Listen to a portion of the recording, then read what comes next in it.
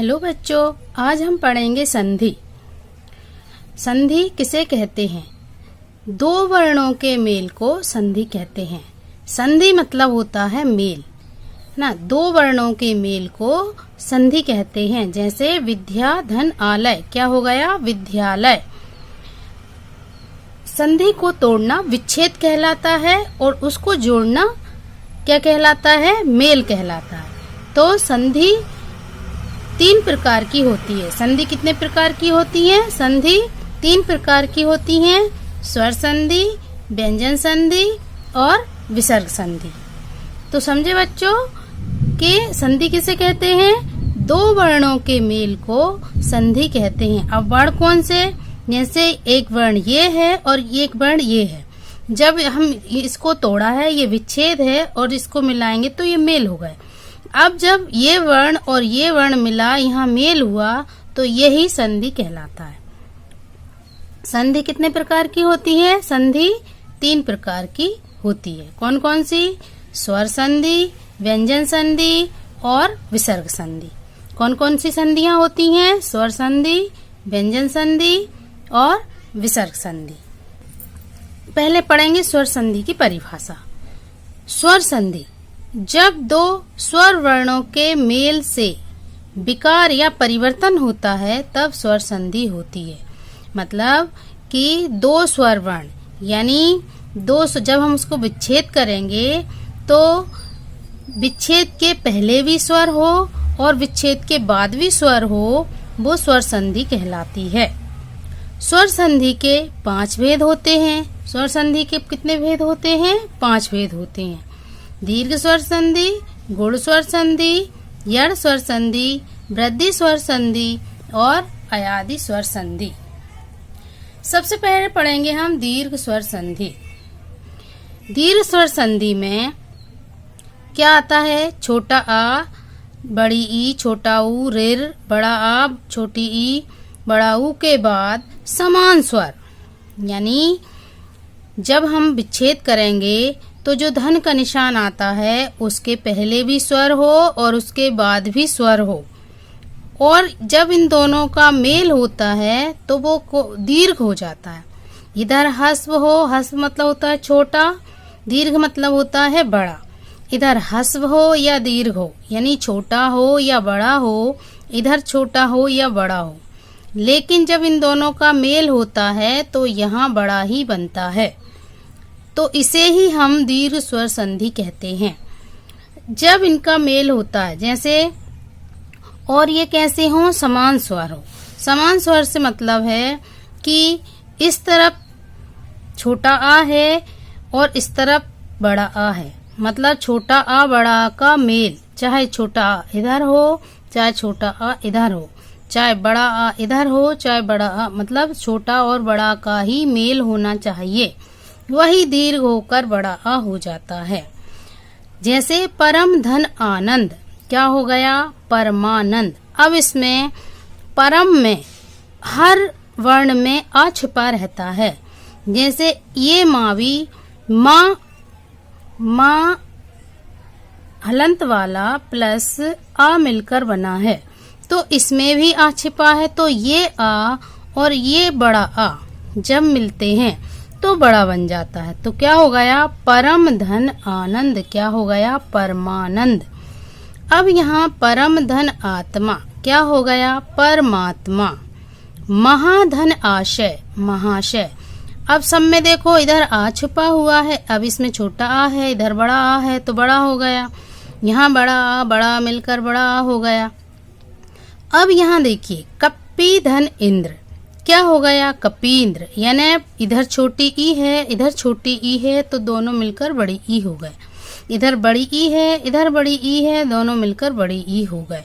यानी समान स्वर हैं, इधर भी बड़ी ई छोटी ई, है ना। भानु धन उदय, क्या हो गया? भानुदय।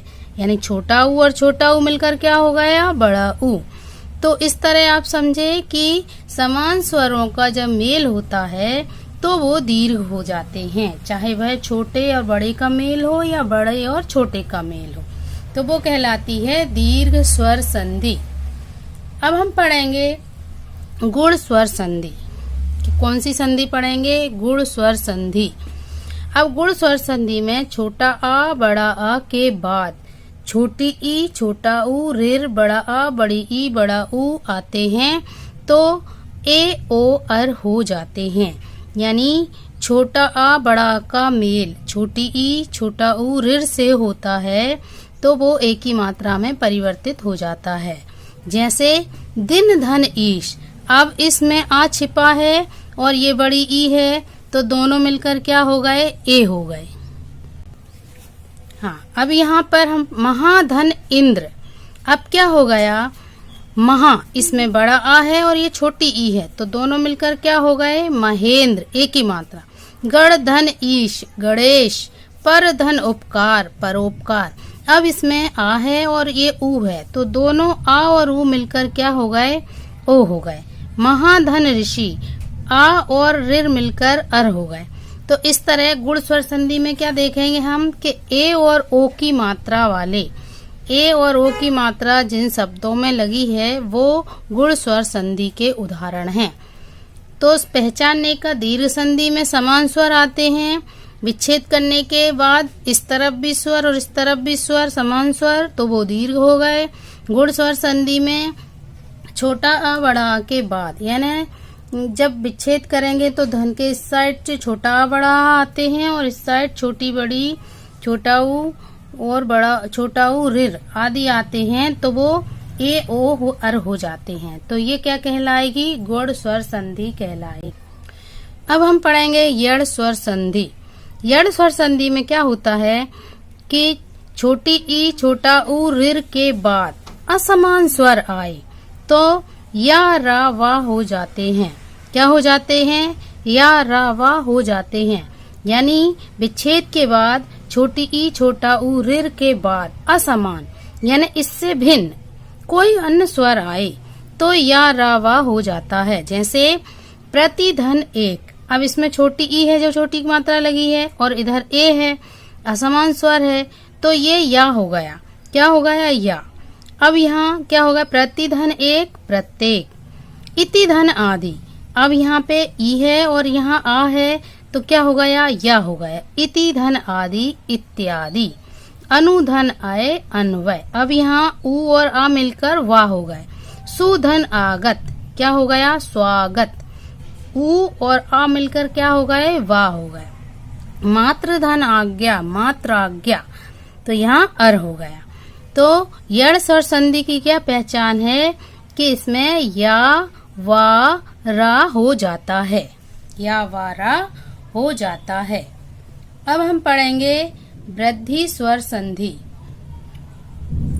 वृद्धि स्वर संधि में क्या होता है कि छोटा बड़ा के बाद ए आए ओ औ आए तो ए आए का ओ औ, ए छोटा बड़ा के बाद ए आए आए ओ औ आए तो उसका आए औ हो जाता है। यानी वृद्धि स्वर संधि में एक एक मात्रा की वृद्धि हो जाती है। यानी विच्छेद के बाद इस तरफ छोटा बड़ा आए और इधर ए आए ओ औ आए तो क्या हो जाता है? आए औ हो जाता है। जैसे मत धन एक, क्या हो गया? मतैक, यानी आई की मात्रा आ गई। एक धन एक, एक एक, क्या हो गया? आई की मात्रा आ गई। अब इसमें आ है ये ए है तो आय हो गई। सदा धन एव, बड़ा आ है ए है तो क्या हो गया? आई की मात्रा। जल धन ओग, क्या हो गया? जलोग। महाधन औषधि, क्या हो गया? महौषधि। यानी समझ गए आप कि इधर ए आए आएगा तो आय हो जाएगा और ओ औ आएगा तो औ हो जाएगा। ये है वृद्धि स्वर संधि, यानी इसमें एक एक मात्रा की वृद्धि हो जाती है, यानी आई की मात्रा और औ की मात्रा आती है। फिर पढ़ेंगे हम अयादि स्वर संधि। अयादि स्वर संधि में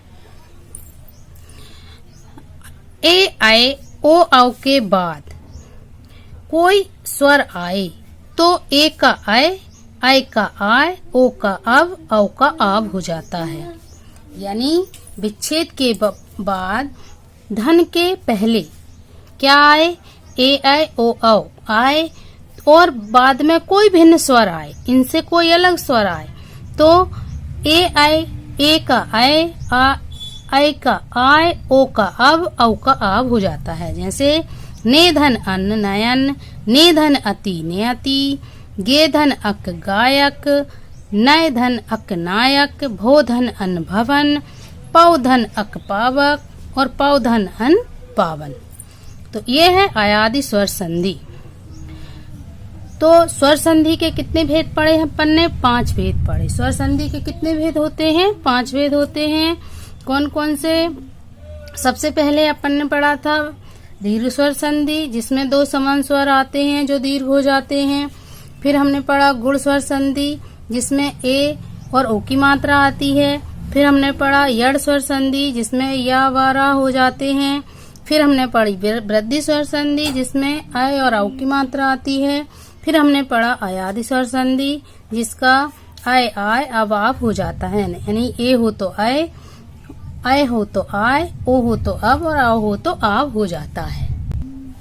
तो बच्चों अब हम पढ़ेंगे व्यंजन संधि। कौन सी संधि पढ़ेंगे? व्यंजन संधि। 2 व्यंजनों के मेल को व्यंजन संधि कहते हैं। व्यंजन संधि किसे कहते हैं?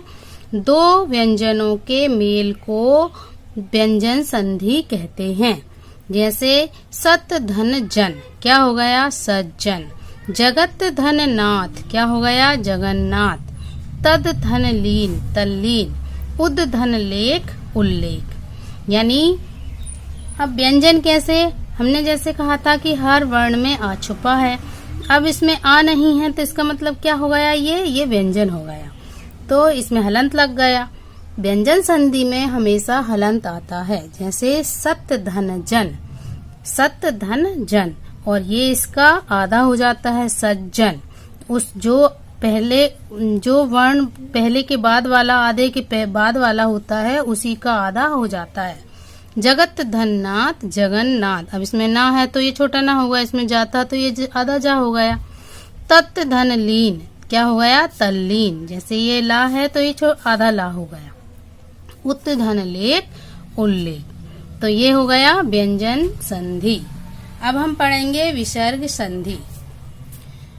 विसर्ग संधि में विसर्ग के साथ स्वर या व्यंजन वर्ण का मेल होने पर विसर्ग संधि होती है।